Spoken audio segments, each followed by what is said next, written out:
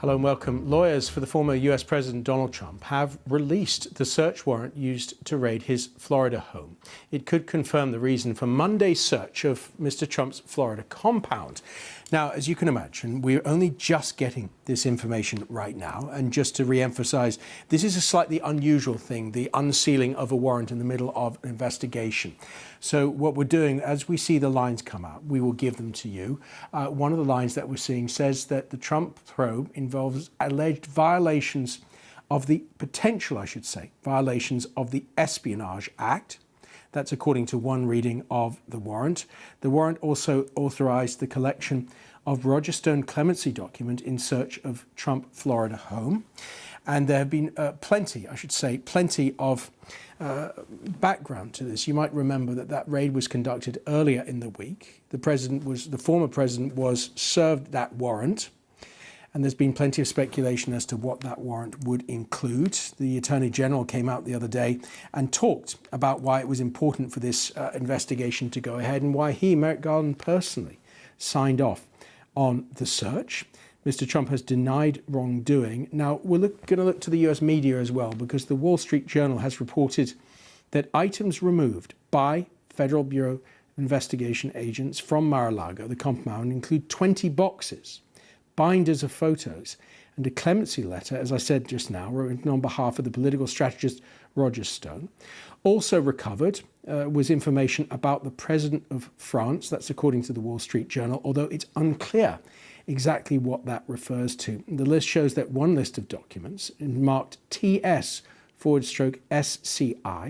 that stands for top secret / sensitive compartmented information, a classification level reserved for information that could cause exceptionally grave damage to US security. The list also said to include 4 sets of top secret documents, 3 sets of secret documents, and 3 sets of controversial documents, of confidential documents, I should say. Well, a little earlier, I spoke, before we knew the exact contents, I spoke to the lawyer and former federal prosecutor David Weinstein. He discussed what the likely political implications of this could be. Well, certainly a lot of allegations are being made across the board against the FBI as to how they conducted the raid, as to the Department of Justice and the Attorney General, as to why they used a search warrant instead of just continuing to try to seek the return of these documents with a subpoena. And in order to level the playing field here and to make everyone aware of what procedures and protocols were followed, that's why the Attorney General had to come out. I mean, above all, politics doesn't belong in the justice system. The justice system and the judges and the prosecutors and the defense attorneys are supposed to operate above all that. It's a place for facts to be presented and the law to be argued, not for partisan politics to be involved.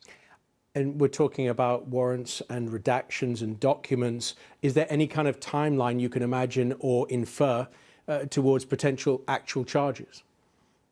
Well, one would think that they've been presenting evidence to a grand jury up to this point. At some point, they will present a proposed indictment to this grand jury to find out whether they believe that a crime was committed by people named in the proposed indictment.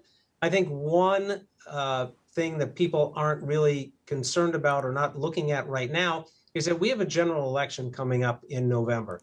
There is an internal rule at the Department of Justice that you don't interfere with candidates who are involved in general elections. Now, in this particular election, the person whose property they were seeking is not a candidate for any office. However, Democrats and Republicans are candidates for office. And so to avoid any appearance of impropriety, of favoring one party over the other, the Department of Justice might delay the presentation of and obtaining formal charges against anybody until after the conclusion of the election. So it's likely that we're not going to see any formal charges necessarily in the next month or so, but certainly after November and after the elections in November, if there are going to be any charges filed.